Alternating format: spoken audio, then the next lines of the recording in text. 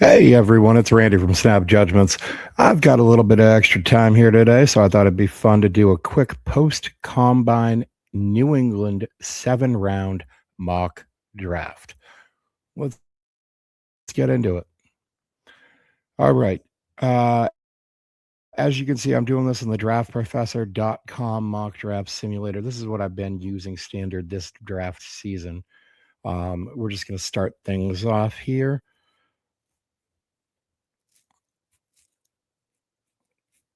Now you see these guys moving off the board. Monroe Freeling went quite early. That's an interesting development. Omar Cooper Jr. also going to the Broncos. Max Ihenekor going to the Texans. Concepcion off the board. Boston off the board at 24. Parker Abney off the board. Now I did turn up the randomness a little bit on this. So listen, we're going to evaluate some of these players, and what we're going to do is oh god, it's so hard not to just automatically jump and go Dylan Thieneman in this situation, right? Look, we know that's my ideal pick. I've done that a million times, but I'm going to go based upon what the Patriots have been doing at the combine themselves. Okay, and there's a lot of talk about Zion Young. I'm just going to go ahead and grab him for the Patriots at 31. Now, we're going to move along to the second round. Oh, look, you see you went Thieneman right off the board there to Houston early second round. I think that was pick 38. That does not surprise me. Excellent, excellent prospect. He had a great workout, 4.35 40. Really impressive all the way around. All right. Well, Patriots have had a number of visits. Cage Casey right there. I could see him being a third round target, to be honest. They've had a number of visits. They've talked incessantly about the edge spot. They've talked about having to draft a wide receiver in order to kind of get one that you need. And I'm going to look here. Well, look, I would have gone Malachi. This board would have fallen amazingly if I had gone Thieneman in the first and Malachi Lawrence in the second.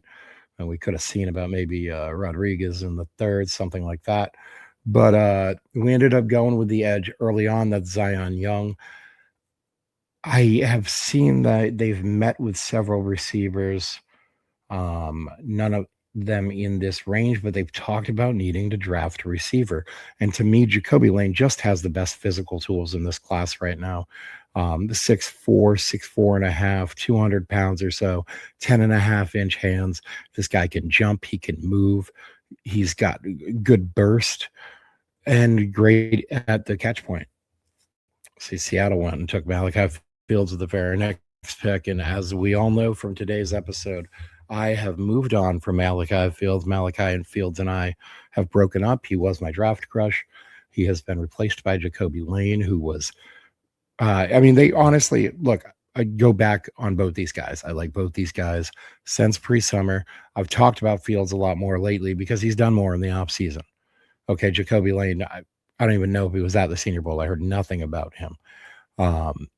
But this combine, all of a sudden, Lane has shown he is in a clear class above. So, look, the Patriots have met with this guy. They've talked about needing to draft and develop to fill in along the interior of the offensive line. Cage Casey is a career starter at left tackle on the left side of the line. I think he could fill in nicely there at left guard. He's a big guy. And I think he's going to help make up for kind of like the size deficiencies of Will Campbell and Jared Wilson if he slots right in there. I still think they need to take a veteran, but Cage Casey makes a lot of sense right there. I'm going to go here to the fourth round. We've got 2 picks in the fourth round, I believe, at 125 and 131. And at 125 here, we have met with a number of cornerbacks. We've met with very few linebackers, but we have met with a number of safeties. And look, I see a guy right here that interests me in Kyle Lewis, but I also, Deion Burks. I think Deion Burks could be a weapon in the kick and punt return game. We've also talked about needing to draft and develop a right tackle. And I really like Kyle Lewis there also. Emil Wagner. There's a number of guys right here that I like.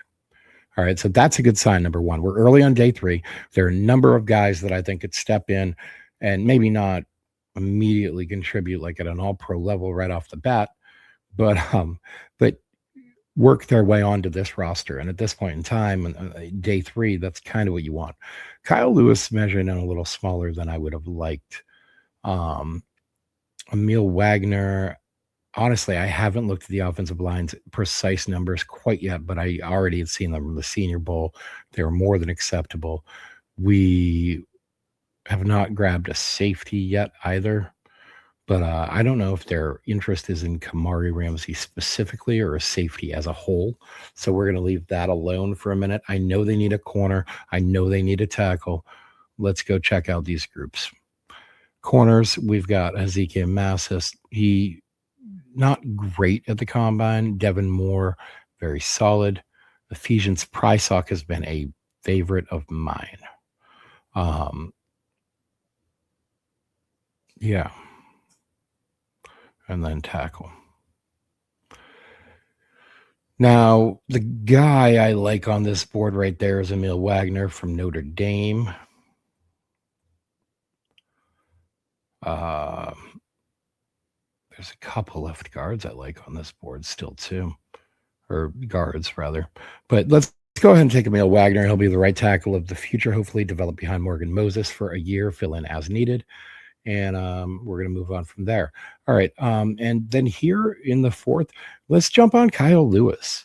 All right. He showed some really good coverage skills. He could be a slot type defender, coverage linebacker, potentially. You know what? Is that really what I want to do? No. We went with a big wide receiver. We're going to go with a guy who's going to contribute in the run game or kick game, rather kick return game, punt return game. This is the 4th round. It's okay to take a guy like that. Deion Burks may not ever be a great pass catcher in the NFL, but I do think from day 1, he's going to be a punt return, kick return monster. He ran like a 4.3.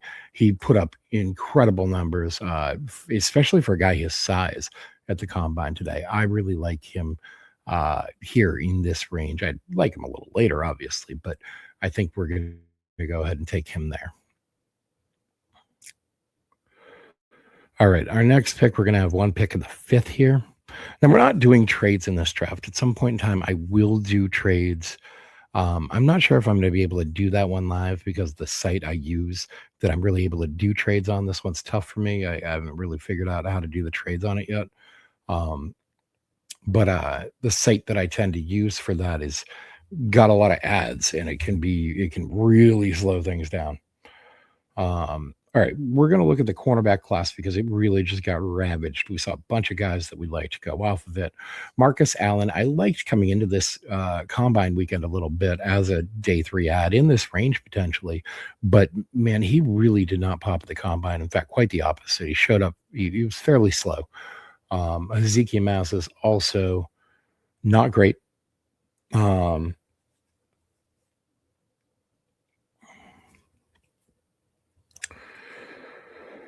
Seeing anyone I love there. Okay, let's look at this. The tight end group's interesting to me. Now,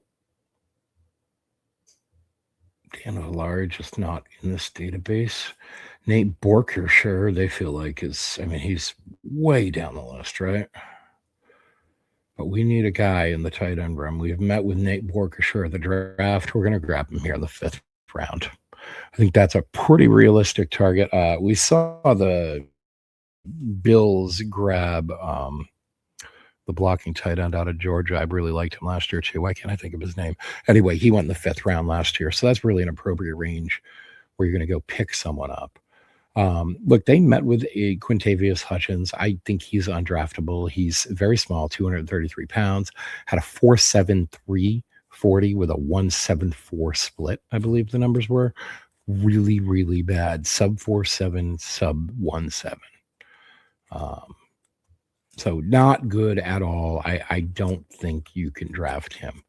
Um, so far, just to review the picks, we went Zion Young in the first, Jacoby Lane in the second, Cage Casey in the third, Emil Wagner in the fourth, Dion Burks in the fifth, other fourth, and Nate Berkshire in the fifth.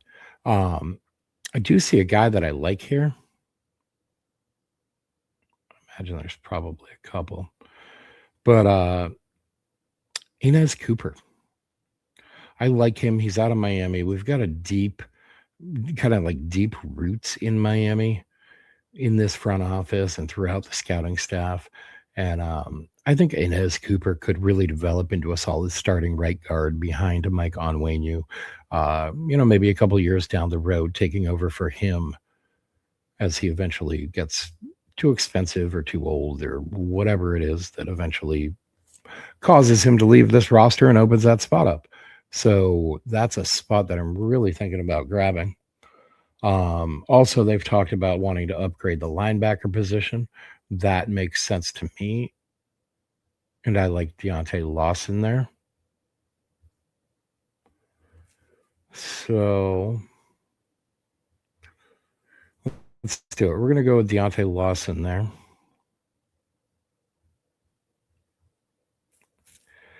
All right. We're going to take Inez Cooper with the next pick. We have 4 picks, I believe, in the 6th round. So it really gives us the opportunity to just kind of take swings at guys and see how it goes. We never did fill in the safety spot here, and I know we've been looking at some of these guys. So, I feel like VJ Payne was a guy we met with. I don't have the list right in front of me, but I think VJ Payne was someone we met with. Nick Barrett, he was definitely someone we met with.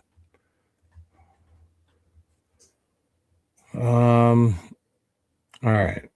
Defensive line, we've talked to a number of prospects there in the pre-draft process. It's clear we're probably interested in building out the depth there. DeMonte Capehart had a down season, but man, he came in here and he put up some solid numbers at the combine. I think he's a great value here in the 6th round. So we're going to grab him. And we've got one more pick, Caleb Elarms or Anthony Lucas, 7th round picks. That's great value. I don't think that's realistic. I don't know. Maybe it is. Anthony Lucas feels like he should go a little earlier than that. Well, I think we're going to take a look at the edge position here. Damon Claiborne, that would have been a nice pick. Josh Cameron, nice wide receiver pick. I think let's take a look at the edge position here. Let's see if we can pick up some value there. Patrick Payton would be an interesting option. A little bit of a smaller guy. All right, that's not working out.